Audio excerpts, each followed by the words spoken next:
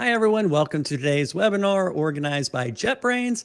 I'm Paul Everett, JetBrains Developer Advocate, and I'll be your host. It's good to be the host because I don't have to do all the work the guest does. Let me turn off my mute over here. My apologies.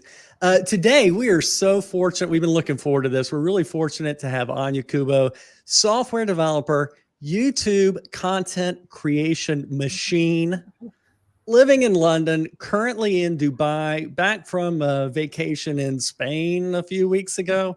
Welcome, Ania. Thank you so much. What a great introduction. Yes, everyone out there hasn't seen my videos. My name is Ania Kubow. I'm a software developer in the day, and I love to create content for teaching everyone how to, learn stuff of software development online. So I'm really grateful to be here. I am in Dubai currently. It's just at 8 p.m. As you can see, it's pretty dark, and I will be working here for a month. So yeah, exciting stuff. By the way, so many things popping into my head. Just as a little aside, there's a great interview that Ania did that talked about how you love teaching, not just coding, but teaching about coding. And it's kind of reflected in your YouTube stats, 148,000 subscribers. I didn't check this morning. Maybe it's 149. Everybody, let's help her get to 150. Your Candy Crush video. Oh, there you go. See, I'm out of date. Wow. All right. Your Candy Crush video got 15,000 views its first day. Your Mario video from June has 500,000. Each of these generate a bazillion comments and then a bunch of requests for 50 other videos. What's it like in the whirlwind? I mean, it's been such a whirlwind ride, like you said. I haven't been creating content for very long. It was actually just, I think, 2 years ago that I put out my first video. I really wanted to share my solution to Tetris. I'm just such a big fan of teaching JavaScript and logical thinking through games. So I'm glad that that was well received. And I am very much keeping in line with the JavaScript games theme.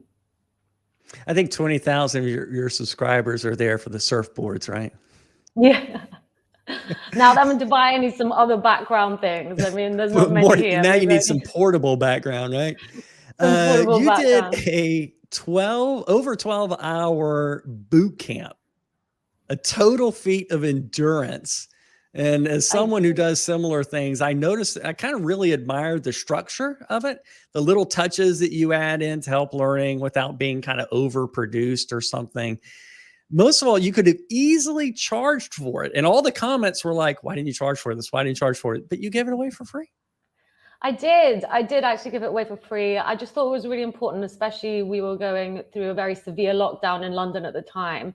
And there's so many people who obviously lost their jobs or perhaps weren't really sure what to do with their time. So I really wanted to make a tutorial that was very clear to someone who's never touched coding before, that this is how you start coding in the JavaScript sense of the word.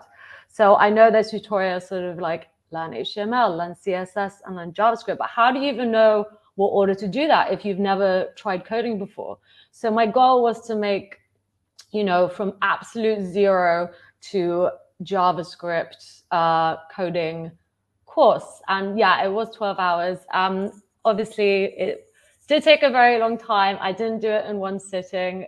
It was, I think, like 2 months of work, but I'm glad I did it. I really enjoyed it, and I'm glad that people are enjoying coding along with me. Just for the people out there, they think, oh, okay, well, you did it over 2 months. It is such a grind waking up every day and knowing, oh my God, I got to go do these videos again. So even if it was spread out over a lot of time, that is still a lot of endurance. And kind of on the other end from, I don't know anything, your next video adds databases to game writing? Yes. So for those of you who perhaps saw my last video, I showed you how to make Candy Crush in React. So this is, I guess, taking the JavaScript Candy Crush that I made a year ago. And I really wanted to show the difference of how to make the same game in React as opposed to JavaScript for people, just trying out React and wanting to know the difference. And the next step that I'm going to do is show you how to save the game state So for example, high scores, if you play the game and you get a high score and you want to save it, I'm going to show you how to do that by connecting it to a database. It's a free database. So please do check that out. That is actually out tomorrow. So if you're interested in that, yeah, please do come along. It's going to be a premiere. So I'm going to be there answering any questions that you might have during the video when it's debuting for the first time. So that's a good point. With the premiere, that means you can get people can subscribe. So I can almost do the click here to be notified when Ania's video premieres. So go to her channel. It's easy to find, and sign up to go see that when it comes out tomorrow. We all want to get to some coding. Let's do a little bit of webinar setup, and then I'll turn it over to Ania. Sounds good. All right. So we'd like to make this webinar as conversational and live as possible. You can go see, I think it's 117 videos of Ania, but you don't get to talk to her like you do now. So should you have any questions or problems during the webinar, please feel free to ask them at any time during the presentation using the chat right over there in YouTube. Hey, Ukraine, how are you? We'll have a few pauses during the webinar where Ania and I will answer some of your questions and chit chat about what she's showing. Don't wait until the end of the talk. Ask her questions as soon as you have them. If it's a WebStorm question, we've got some WebStorm people in there that can answer those. But if it's a gaming or HTML development or whatever, ask and we'll get it for Ania. Usually the most common question, this is my joke. Any of you have ever seen my webinars, I make this joke every time. Most common question, is this webinar being recorded? Yes, we are currently recording. The recording will be available in YouTube basically immediately. And a couple of days from now, we will publish it on our blog. I joke that 3 minutes from now, someone over there is going to ask, is this thing being recorded? Because they didn't show up on time. All right, now that we're all set, Ania, over to you. Show us whack-a-mole. Okay, coming right up. So I'm just going to share my screen now, everyone. Here we go. Oops, sharing screen. Please bear with me. This is actually the first webinar that I have done. So, oh, it says stop sharing screen. So I believe I'm already sharing it, and that needs to be enabled. Okay. We'll handle that in the background.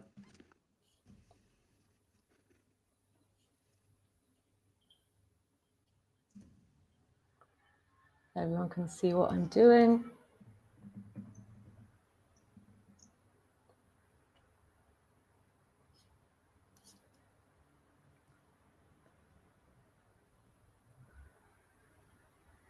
Okay. Oh, okay. It says that you're sharing my screen. StreamYard. So are you sharing your screen with the correct display? Can you see my... Okay, now I see. We're all good. We're all good. Okay, perfect. So great, everyone. Sorry about that little hiccup. As I said, please bear with me. This is my extremely very first webinar that I'm ever doing. I'm so used to doing stuff, you know, pre-filmed and without any technical difficulties because I just edit them out. So here we go. I'm going to do this tutorial for whack-a-mole from a super beginner approach. Of course, it's very hard to tell what kind of level everyone's on this webinar. So I'm just going to start with the basics. If you are following along with me, please do open up your code editors and open up a project. Of course, I am using WebStorm, as you can see, and I've just created a project called whack-a-mole. And in it, I have created an index.html file with this boilerplate code right here. Now, please go ahead and if you are coding along with me, just take down this boilerplate code, and I'm just going to talk you through what we're going to be doing. So after we have created the basics, so using HTML elements, I'm going to create a place to hold our score, a place to show the time left, and as well as create the grid using divs. Now we can add the divs with JavaScript, but as this is beginner and as we don't really have that many squares that we're going to be needing to create our whack-a-mole grid, I'm just going to put them in here. And once we have that done, I'm then going to move to styling them. The styling is not going to be, it's going to be very basic, okay? This is not really a CSS tutorial. I will show you how to do it, of course, but I really want to move on to the meaty part of how to make this game work, which will mean focusing the majority of our time on JavaScript. Okay, so I hope that makes sense. And for those of you coding along with me, I hope that was enough time to get the boilerplate down. Let's continue. So we have the link tag here that will be for connecting our style sheet, which we have yet to create.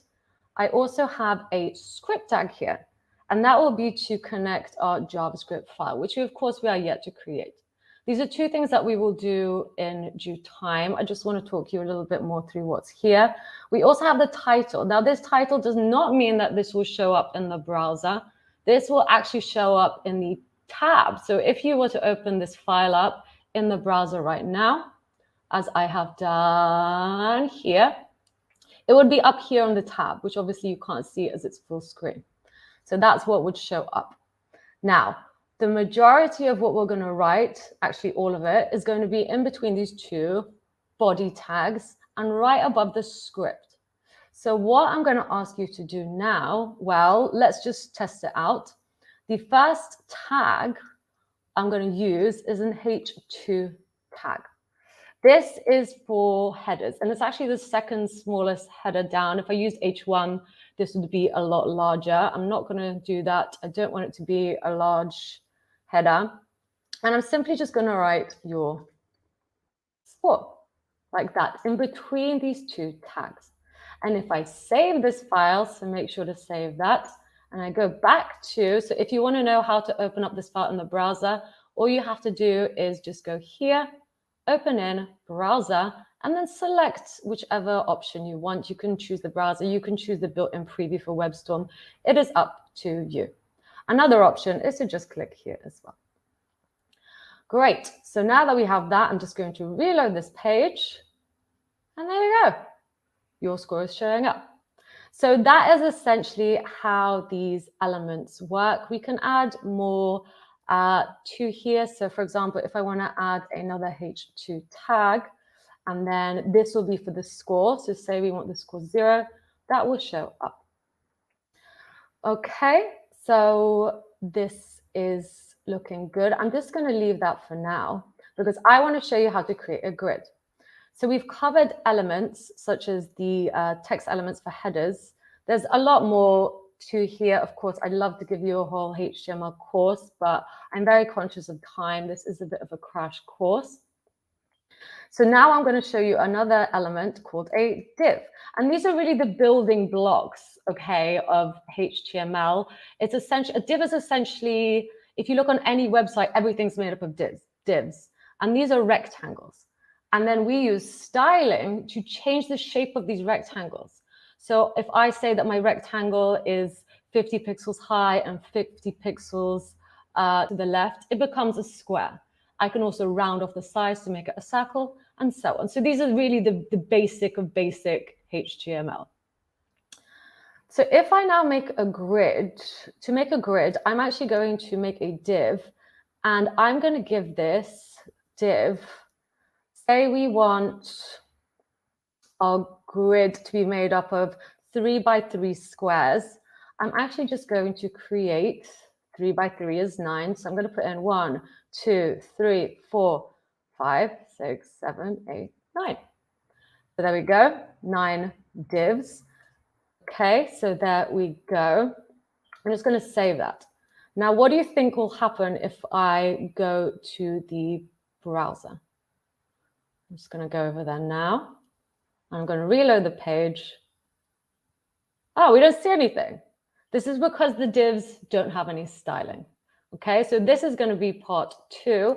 If I do, however, look at the elements, so all I've done here is inspect the page like so, you will see the H2 tag that we created, another H2 tag, and there's the div. And there are my 9 divs, but you can't really see them. Again, they don't have any styling.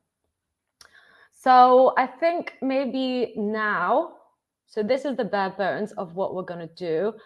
I think now it's time to start styling up.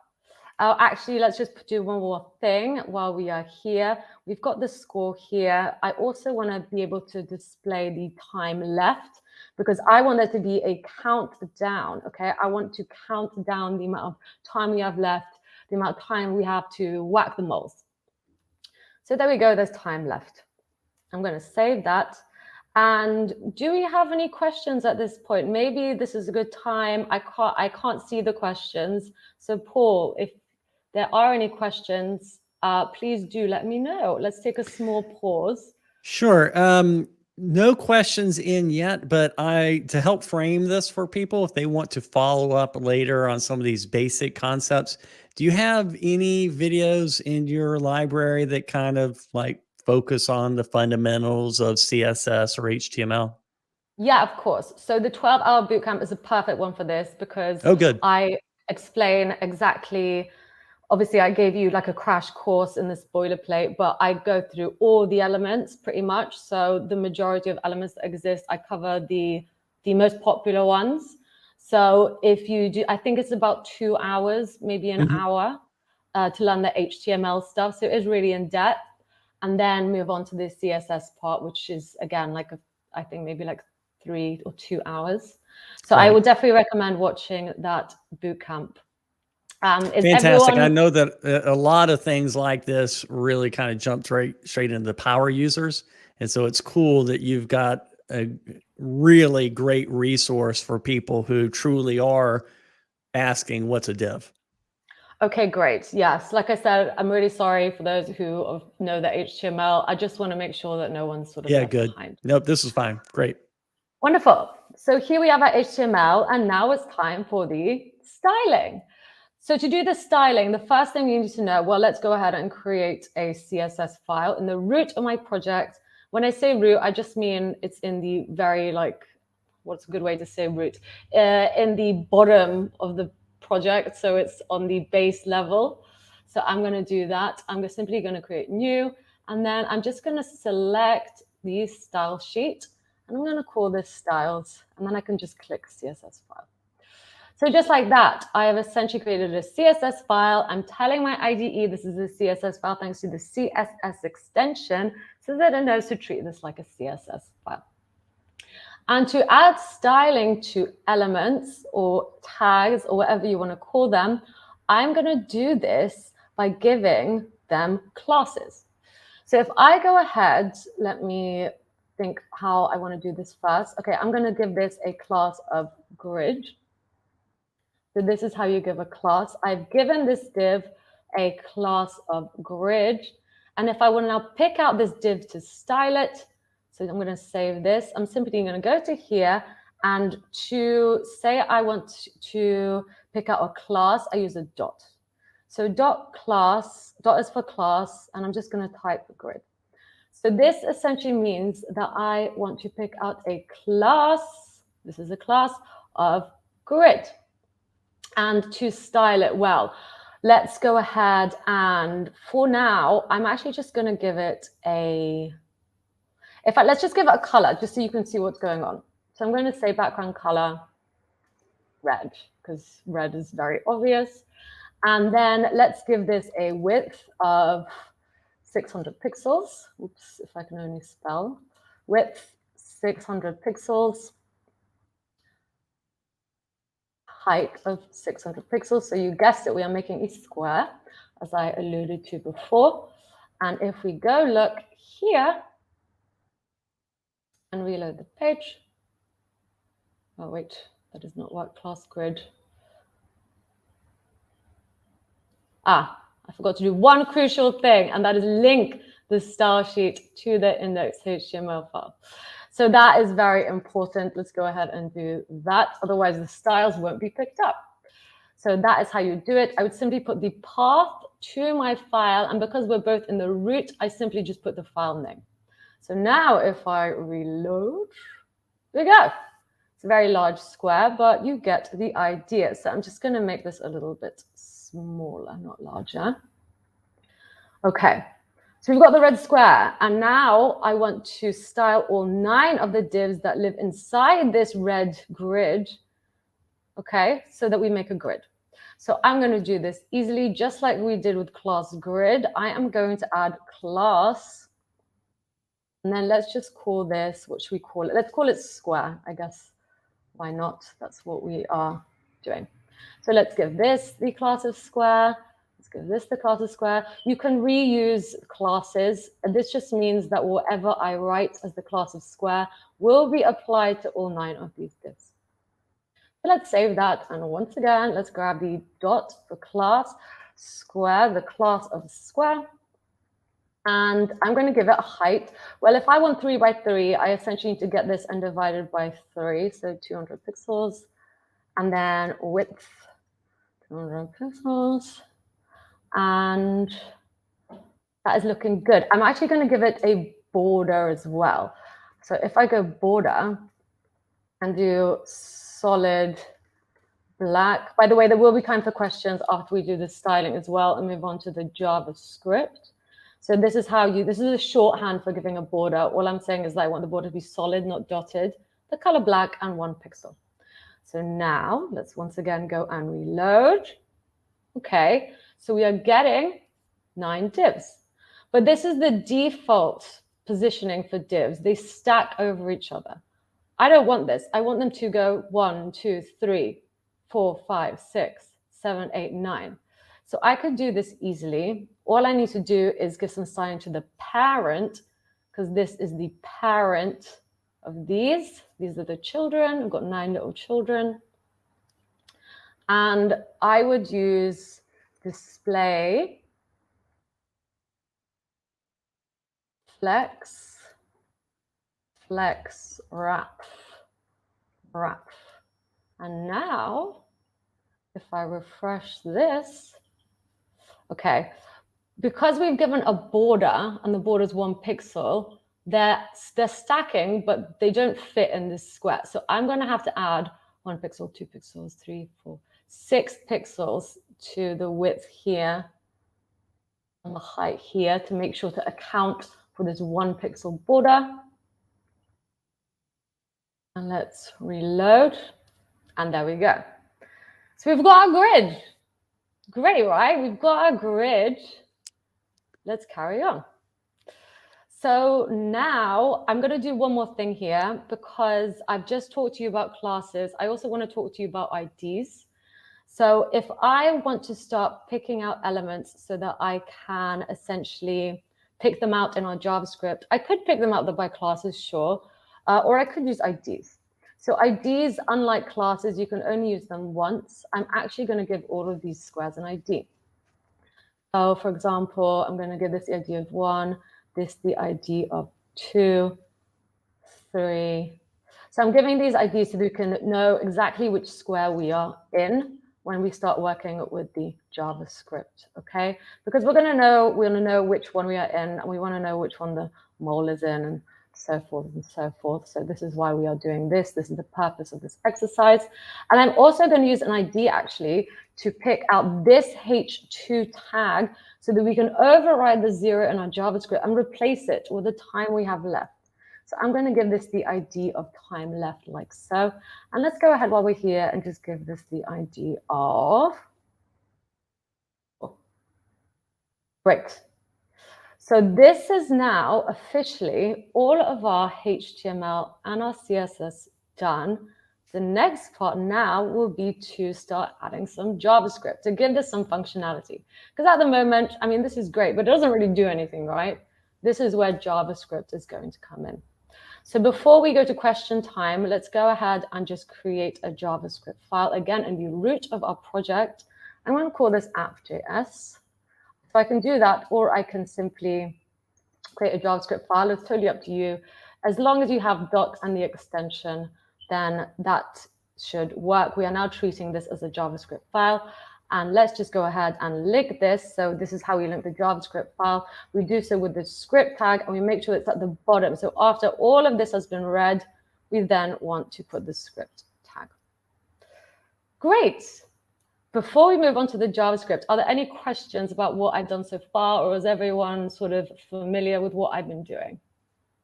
I think people are a little bit familiar, but we do have some points to bring up. First, if you could increase the font size in the editor. That was a comment that a couple people made. Oh, okay. So this is too small. Yep. Yep. Okay. Thanks. And it's funny. People were like, "Oh, I want to see Flexbox. I want to see Grid. I want to see," and then you showed Flexbox. Okay. So there was a lot of happiness about the showing of Flexbox, which I guess I'll ask a kind of my own question on this. Flexbox and now CSS Grid have really gotten a lot of browser adoption fast, and I think they're safe to use. Would you agree? Yeah, 100%. I love using Flexbox. I haven't used CSS Grid that much. I know that there's a lot of CSS like evangelists out there who will probably be able to answer these questions more. I do think that my sort of strength is JavaScript, but yes, I mean, Sure. of course, just Flexbox is pretty impressive. I have a question for you. You just mentioned JavaScript. There's been kind of this push to put CSS in JavaScript rather than what you're showing here, which is CSS on its own. Do you have any feelings about that? So we used to do that at my old job. Obviously now I just do content creation full time. We used to have styled components, which is a way of doing that in React. And I do actually have a course on styled components on Scrimba. So if you check that out, I think that should still be there. Again, it's just sort of how your company likes to work, but that is an option as well. And I think it's really popular in React Native. I think you're right. Styled components really is the winner, so to speak, on this idea. So you having a video on that's really good. One last question. Kirill in chat already answered it, but maybe you can talk people through how you did the math on setting the right width with the inclusion of the border pixel and stuff like that. Yes, 100%. So I think a good way to do this, I'm going to quickly put numbers in here. Okay, we're not going to keep these. I think this is a better illustration of how display Flexbox and display Flex works. I'm just going to save that. I'm just going to reload this. So now that each div has a number, you can see the I guess the behavior of what display Flex. I can actually just select this grid and it should show me that. So display Flex and Flex Wrap. If I was to get rid of Flex Wrap and just use display Flex, these divs, because remember what they look like when I didn't have anything, that was their behavior. And you see 1, 2, 3. If we add display Flex, they go like this. 1, 2, 3, 4, 5, 6, 7, 8, 9. And it's this Flex Wrap. Apologies if you can't see this very well. Flex Wrap, that makes it go 1, 2, 3, 4, 5, 6. And now because we have the squares and each square is 200 by 200, okay? If we didn't have the border, they would fit in a square that's 600 by 600. But because we do have the black border, which is 1 pixel in width, we have to account for that in the overall width of the red square, if that makes sense for everyone. Yep, perfect. Great. So hopefully I explained that well. Again, I apologize for people who are very new. I'm just very conscious of time. I want to make sure that we get the majority of the game done. Onward. So let's do it. Onward and upwards. Woo. Okay. So we have the app.js file linked thanks to our script tag. So let's go ahead and start writing some JavaScript. Now, the most basic thing you can do with JavaScript is pick out elements. So I'm going to show you how to do that. The first thing that I want to actually pick out is, let's go ahead and pick out all the squares. Or let's start with something simpler. Let's just pick out this. So I'm going to pick out this element by the time left. I could pick the H2 tag, but there's too many H2 tags, like the code won't know what to pick up. So I'm going to pick it out by this ID. And I'm going to use a JavaScript method on the document, on the HTML document, called query selector. Okay, so this is a JavaScript method, And it works by picking out elements. If I pass through, once again, I'm looking for not a class, so not a dot. This time I'm looking for an ID, which looks like that you pick out IDs with this little hash. I'm looking for the ID of time left. Okay, so I've just picked out this element by the ID. And let's go ahead and save this as something. What should we save this? I'm just going to save it as time left. Of course, you can literally choose to name this whatever you wish. But I named it as time left. I used const because it's not going to change. This is opposed to me using a let or a variable. And now that we have picked that out, okay, so if I go ahead, console log is a great thing to use. I can console log this.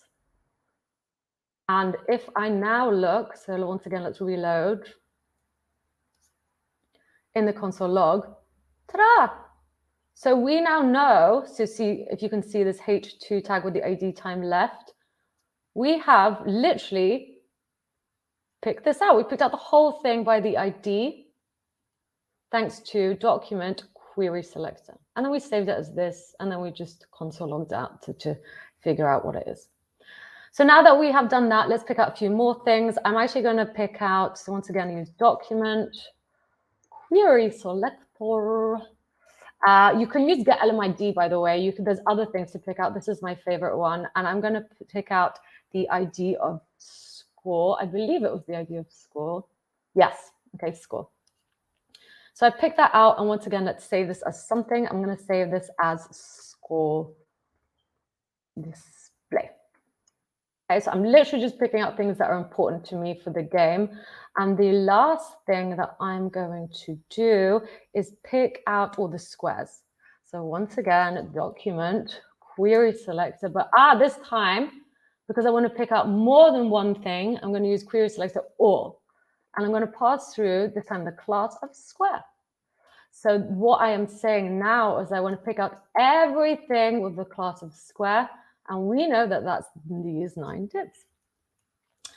So let's save this as something. I'm going to save this as const squares. Great. So now if I console log out squares, let's check this has worked. And reload. There we go. We get a no list. We get all 9 of the squares.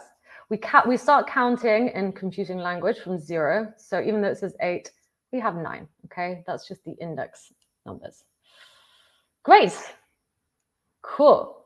So we've got everything we need. We've picked out the elements. Now let's start writing some code. So the first thing that I want to conquer is actually, I think let's just make a mole move around randomly, okay? So for this, I'm going to write a function. And the function, I'm going to call this move mole.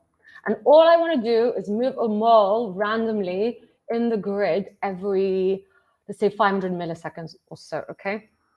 So here's a function. This is how a function looks. This is the syntax for a function. And what I want to do is, okay, and this might be a little bit advanced for people, but just, I think if you bear with me, and then of course, please go ahead and do your own research. Please watch this as many times as you wish. Please watch my 12-hour bootcamp as well. I'm going to use another JavaScript method called setInterval. And this is quite handy. Look, we actually get a description of what this does. So that is really good. And we are going to use this to, like it says, repeatedly calls a function. Okay, so we want to repeatedly call a function every 500 milliseconds.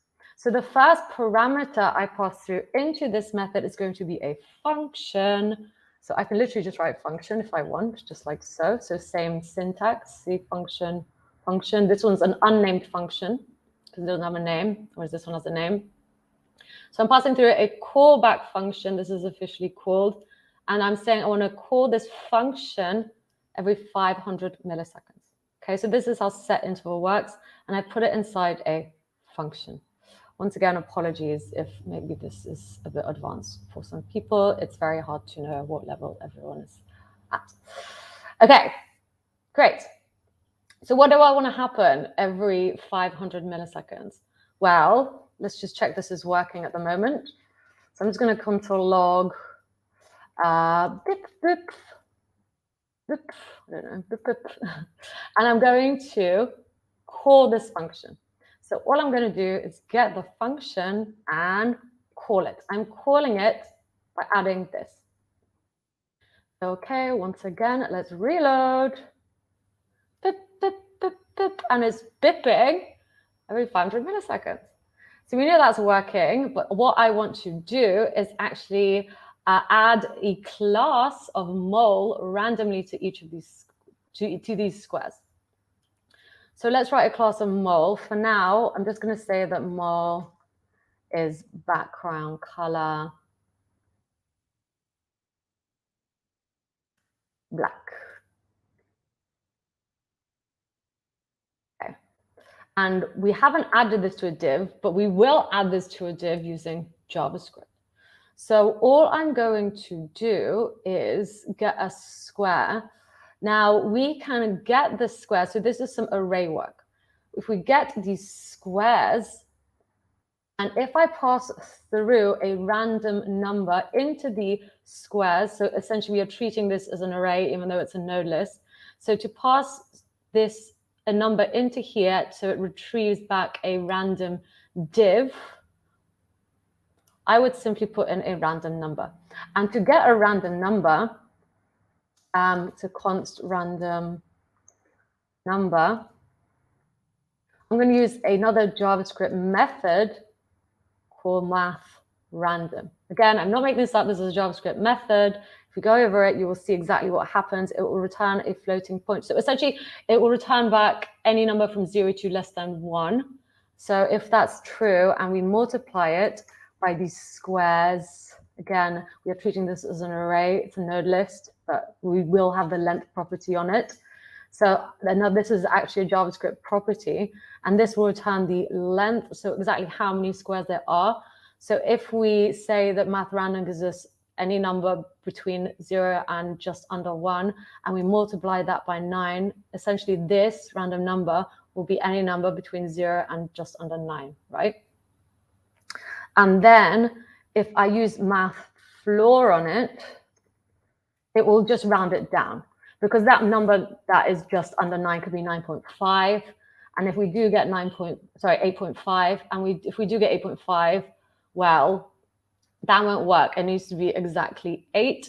And we are doing index numbers, okay? So that means that if this is an 8, this will return the 9th square, okay? Again, very rushed, but hopefully that makes sense. So this is essentially returning back a random number. Let's go ahead and console log this just to see that is true.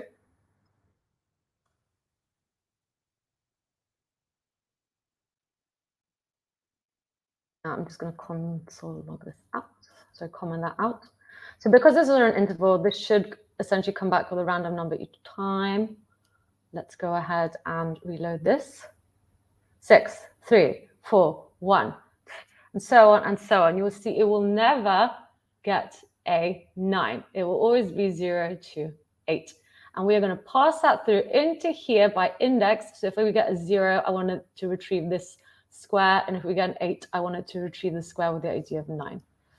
So I can do so, like I said, by getting the random number and passing it into the squares array, just like so. And this will obviously give me a random number. I could save this just to make it more readable for everyone here. Const random square equals. And then I'm going to get the random square that is returned back to me. Perhaps maybe let's console log this just again so people can see what is happening each time.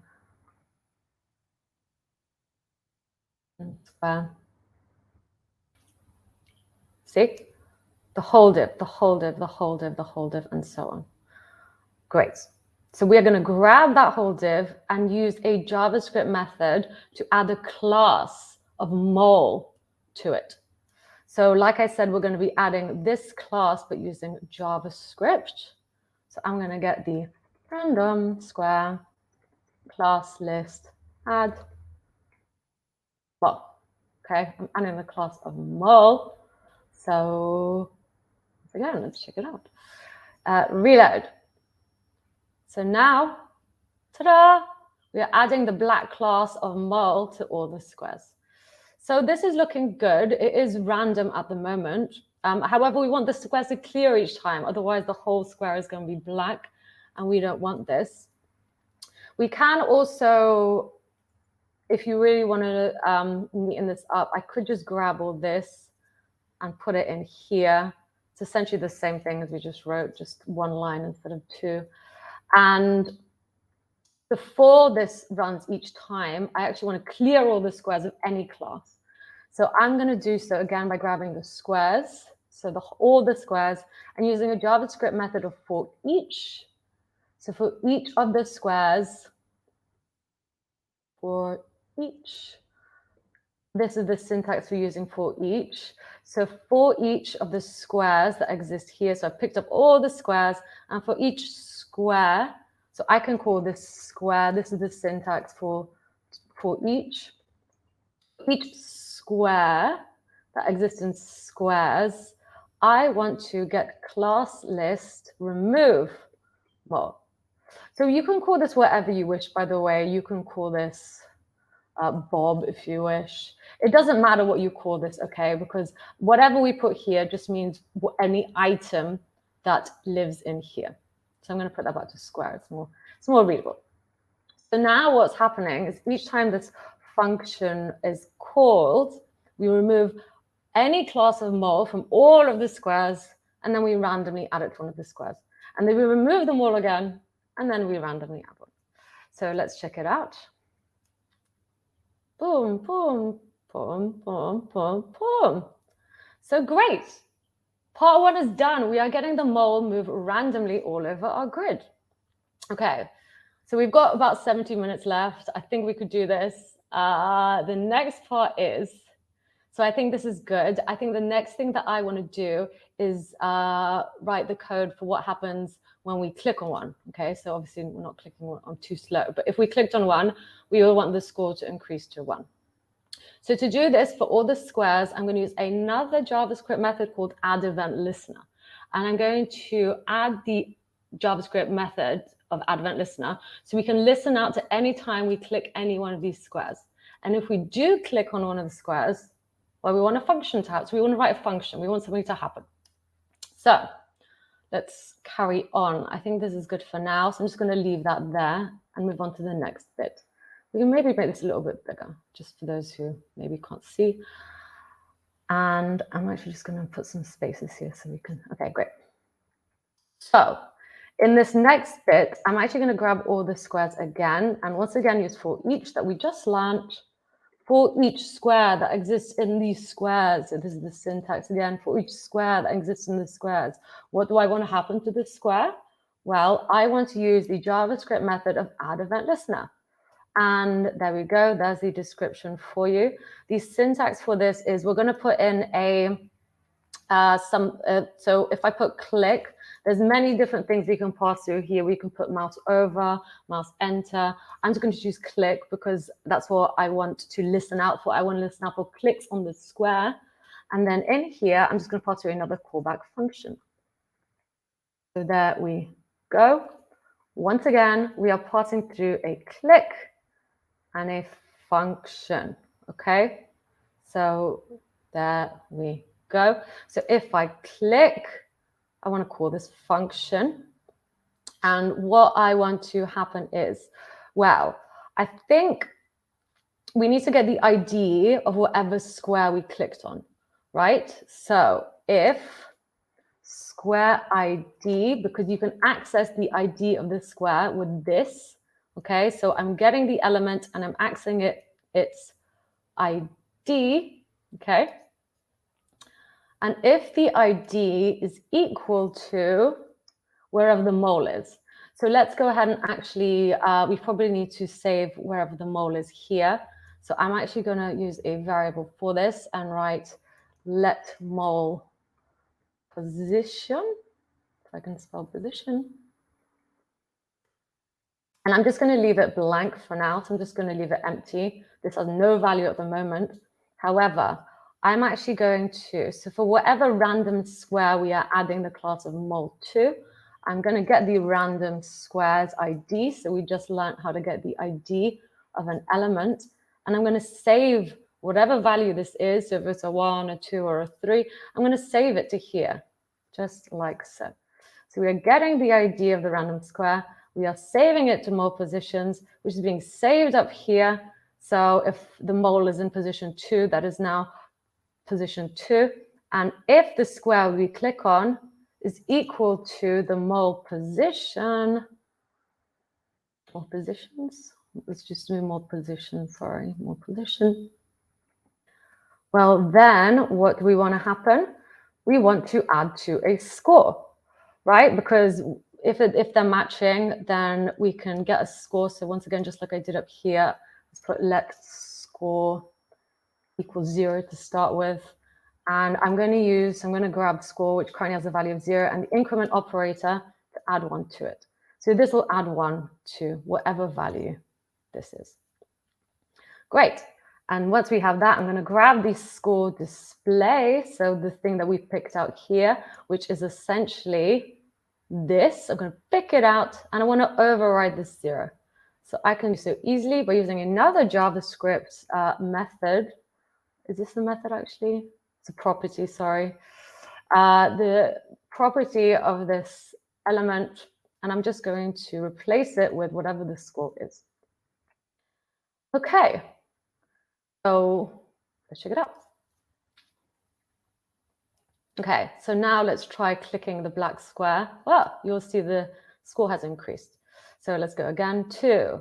And if we click on here, oops. See, so if I click on the red one, oh my God, I need to make sure that it's not, okay, now, then nothing will happen. But if I click on the one with the class of mol, then we increase the score. Maybe it's worth slowing this game down, but you get the idea. Okay, so we've added the event listener to all the squares to listen out if we click it. This is looking good. So essentially our game is sort of nearly done. There is one last thing we need to do. So I'll just check the game is working. So at the moment, we could play this game forever, right? Which is great, but I think we need to add some suspense to it. So now I'm going to show you how to create a countdown. So I think it's now time to move on. One last thing that maybe I want to clarify a little bit. In fact, whenever we click a square, I'm just going to console log out 2 things. Console log. I'm just going to click console log the square that we clicked on.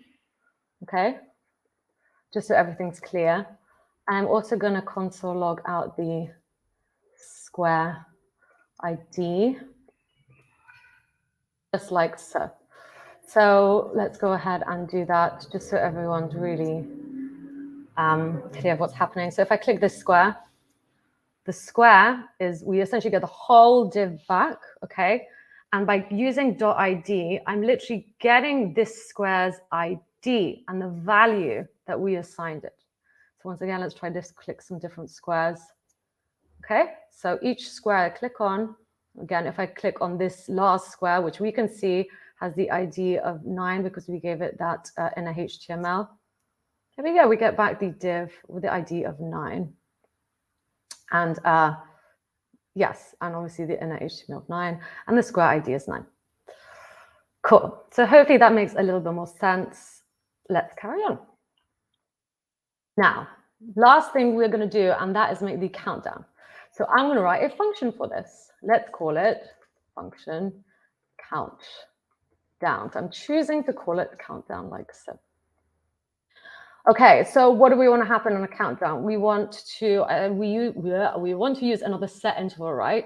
So we want a countdown to be happening every 1,000 milliseconds, because that's a second, right? We want to go down in seconds. So let's do it. So just like we did here, set interval, this means with set interval, we need to pass through a callback function and then the amount of time that we want to pass before we call the function again. So I'm going to show you how to do it a bit different this time. I'm going to use the set interval JavaScript method. And once again, the first thing we need to do is pass in a function. So I could grab all of this and put it in here, or I could just grab this, okay, like that. And then say I want to call this function 1,000 times.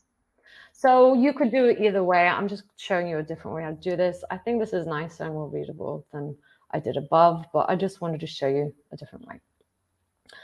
Okay, so now, well, we're going to call this function every 100 milliseconds, right? And what do we want to happen? Well, let's set a time.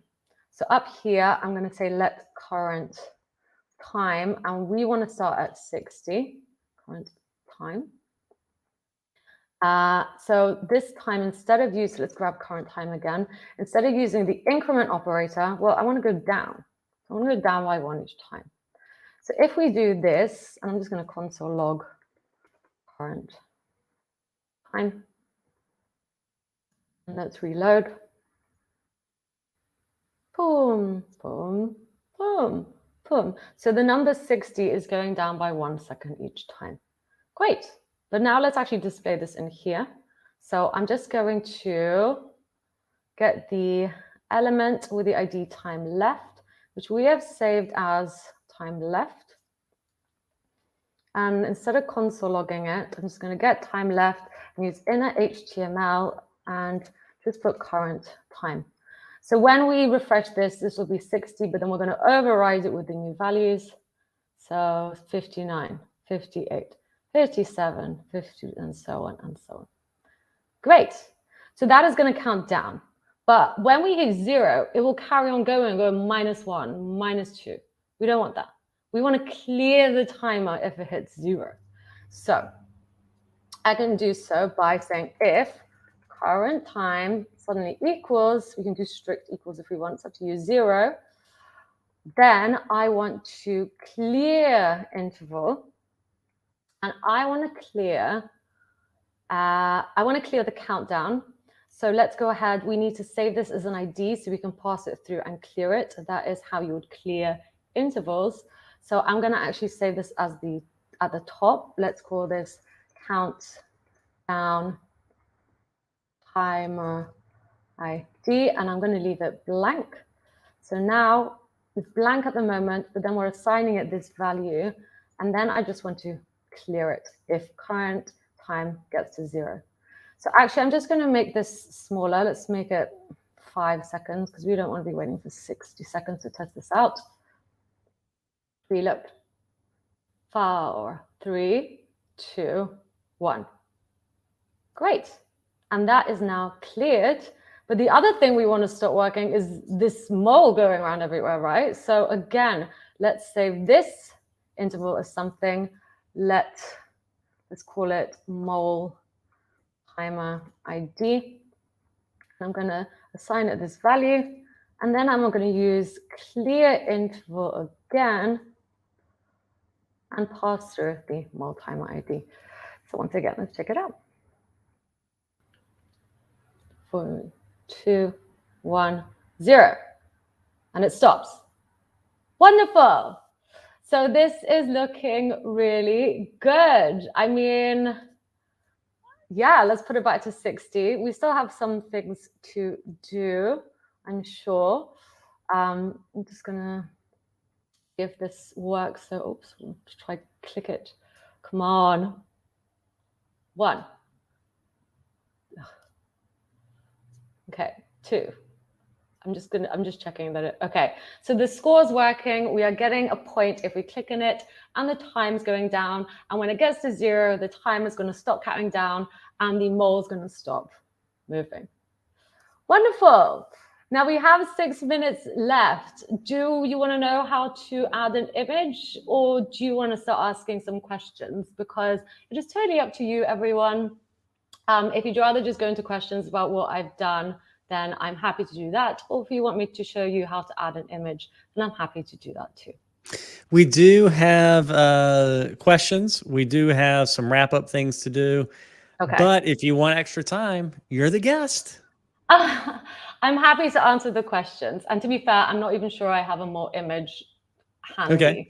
So I think let's leave it as the black square. But if you want to see how I add the image Honestly, it takes like 2 seconds. Please go watch my tutorial on this on my YouTube channel. And it's essentially the same tutorial that we've just done, but I end up I actually add the picture of the model as well. So yeah, thanks very much. Let's jump into some questions. I think that's the right thing to do. Send people to your video where they can go forwards and backwards and look at the comments and things like that.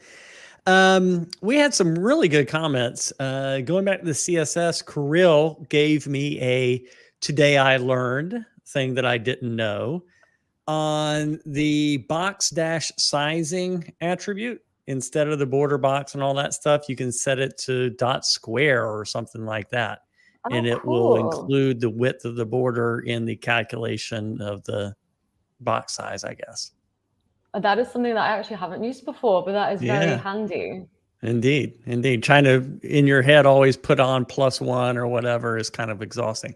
I was so happy to see you using query selector, which was added to JavaScript a while ago as kind of the jQuery, so that people didn't need jQuery. They could do a lot of what they did with jQuery. But Quill Raven asked, what's the difference between query selector and get element by ID? Kirill gave a good answer for that, but I thought I'd give you a chance to expand on it. 100%. So it's totally up to you which one you'd rather use. I don't know why I like query selector. I think as developers, sometimes we just get stuff stuck in our head and we're like, I prefer this way. But essentially, if you want, you can use, for example, I could use get element by ID here. And it just means I won't have to specify there's an element because that's implied, right? We're getting an element by ID. So that is an option for everyone. I mean, it's definitely good to know that. So thank you so much for the question. Yeah. Let's see. There was a question about you used triple equal. And somebody asked, why didn't you use double equal? That was also answered well by Kirill, but I thought I'd give you a chance at that too. 100%. So this is more strict and it takes into account types. So I guess a good example of this is if you have the number 1 as a number, but you can also have a string of 1. So that could be considered true if I have like 1 equals string of 1. This would be considered true. Oops, this would be considered true, sorry. But if it's this, then the types need to be the same. So then I can't have a string equal a number, right? So this would have to be like this. That's basically a very basic explanation of the triple equals and the double equals. All right, another basic thing to explain, const versus let or var. Sure. So var, I don't really use var anymore ever because I think const and let are sort of much better to use in that I do have if you really want to go into detail about the difference between var and let, I have a tutorial, not to keep diverting to tutorials all the time, that's fine. But it's more to do about like block scoping. And const is just simply, const is constant. So unless you want to change the value of something, use let. Sorry, unless you want to change the value of something, I'd always recommend using const. I think as a developer working for a big company, it's just a safer option. Like everyone always says, like everything should be const. But let allows you to change the value of a variable. So that is a great question and also something good to know. One thing that can trip people up is const. Like if you assign an array to a const, you can still change values in the array. You just can't reassign the entire thing. So sometimes 100%. People think that it's immutable on the inside when it's not. And then the last one is just, let me make sure last one. Yep. The last one is kind of a discussion. Quill Raven asked about using debugging instead of console logging. You did the right thing by keeping it simple on this, but for people who want to move up to kind of a higher level of productivity and use maybe the Chrome debugger instead of breakpoint or the IDE debugger, do you cover that in any of your courses? I actually don't really cover that, but that is also a very good I guess, piece of advice to give. Mine are very sort of simple, and I like to use console log to sort of show exactly what's being output as all the variables. But I think debuggers are very obviously good to use. This inspect tool, by the way, like I know I've just been using console log, but it has so much to give as a developer. Yeah, you could Especially do a when you start. 12-hour course on the dev tools. Yeah, exactly. It's got an infinity Maybe in there's a there. video in there, so maybe I Yeah. should. Yeah. The last thing you need is more ideas for videos, though, right? Yeah, that's true. Even though I do Okay, appreciate it. that's it for my questions. Are there, before we go into the wrap up part, is there anything that you wanted to do as a follow up or to close out? No, just thank you so much, everyone, for watching my video. If you enjoy this, again, if JavaScript is completely new to you, I understand that this was very, very crash course. I would suggest watching the 12-hour tutorial in which we take everything like super slow. So I very much recommend that. Or if this JavaScript, you're like, this was easy, then please do check out my other games. I think a great one to do is Minesweeper in JavaScript, because we also touch on algorithms such as recursion. So I think that's my favorite JavaScript game that I think I've made in just pure JavaScript. And I really recommend checking that one out. What's your top video of all time? Is it the Mario? Oh, top performing? Yeah. My top performing one's actually build and sell your own APIs, which I put out last week, and it's got nearly 500,000 views in a week. So I'm very intrigued. I mean, I'm just very happy that it did so well, but I think a lot of people just want to know how to build and sell APIs, apparently. It's amazing going into the release of a video. It's like random, isn't it? How it's going to perform. It's so hard to guess. Yeah, it's so true. And thank you, everyone, for being so patient with me. Like I said, this was my first sort of like live coding, live thinking and talking thing. Usually my videos are a lot more structured, so I really appreciate it. I hope I didn't. Actually, okay. you stole one of my ad lib comments that I was just about to make, which is you can tell a pro because they bring the plane in on time. You landed at the exact right time, and most webinar guests are all over the map, and so you made it real easy for me. So thank you. Oh, amazing! I'm glad. Thank you so much. All right, let's go ahead and switch to the wrap up.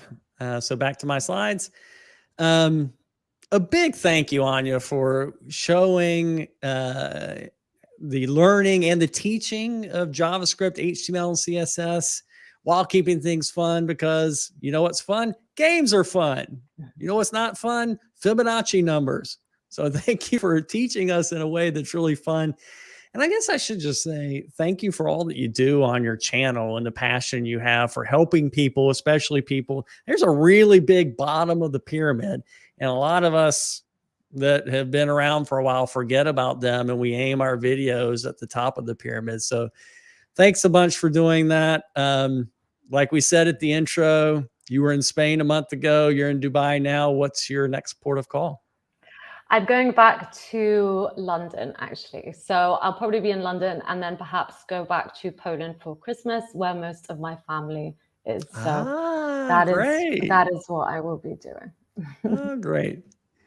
Well, you've certainly got this nomad thing down quite well. You should, hey, there's a video idea.